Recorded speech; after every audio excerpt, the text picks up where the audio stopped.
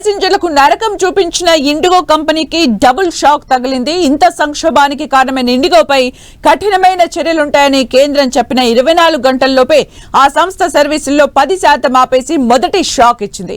ఇక అసలు విమానయాన రంగంలోనే తాను గుత్తాధిపత్యం వహించేలా ఏదైనా కుట్రకి పాల్పడిందా అనే కోణంలో కాంపిటీషన్ కమిషన్ ఆఫ్ ఇండియా దర్యాప్తు చేయనుంది. ఇది రెండో షాక్. వీటితో పాటు ఢిల్లీ హైకోర్టు కూడా ఈ కేసులో కీలకమైన ఆదేశాలు జారీ చేసింది.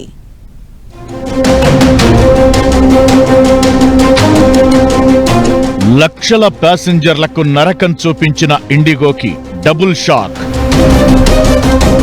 ఇటు సెంటర్ అటు సిసిఐ.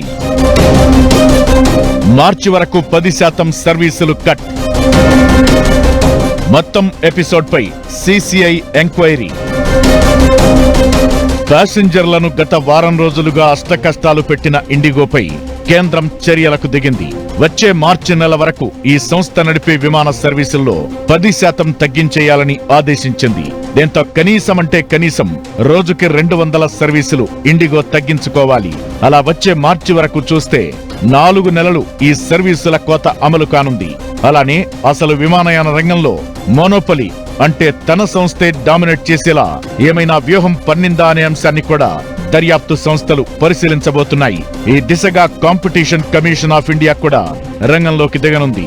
ఇలా ఇండిగో డబుల్ షాక్ ఎదుర్కొనుండగా మరోవైపు ఢిల్లీ హైకోర్టు కూడా ఇండిగో వ్యవహారంపై మండిపడింది.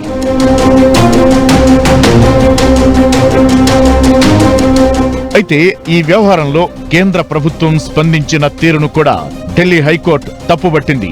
వరుస విమానాల రద్దుతో ఇతర కంపెనీలు భారీగా ఛార్జీలు వసూలు చేయడంపై వెంటనే ఎందుకు స్పందించలేదంటూ నిలదీసింది. ఒక సంస్థలో సంక్షోభం ఏర్పడితే ఇతర విమానయాన సంస్థలు దానిని ప్రయోజనంగా మార్చుకోవడానికి ఎలా అనుమతిచ్చారని ప్రశ్నించింది. అసలు ఛార్జీలు 35,000 నుంచి 39,000 వరకు ఎలా పెరిగాయని ప్రశ్నించింది. ముంబై ఢిల్లీ మధ్య ఎకానమీ వన్-వే టికెట్ ధర 35,000 వరకు పెరిగింది. సాధారణంగా చివరి నిమిషంలో బుక్ చేసుకున్న డబుల్ ట్రిప్ 20,000 వరకు ఉంటుంది. కానీ ఇది అంతకు మించి ఉండగా వీటిపై ప్రయాణికులు తీవ్ర ఆందోళన వ్యక్తం చేశారు.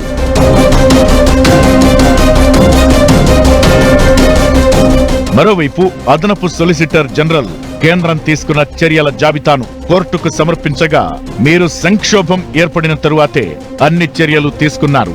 ప్రశ్న అది కాదు, అసలు ఆ పరిస్థితి ఎందుకు తలెత్తింది? అప్పటి వరకు మీరు ఏం చేస్తున్నారని న్యాయస్థానం ప్రశ్నించింది. పైలట్లపై అధిక పనిభారం ఎందుకుందో దానిని నివారించడానికి ఎలాంటి చర్యలు తీసుకోవాలో చెప్పాలని కూడా కోర్టు కేంద్రాన్ని ప్రశ్నించింది.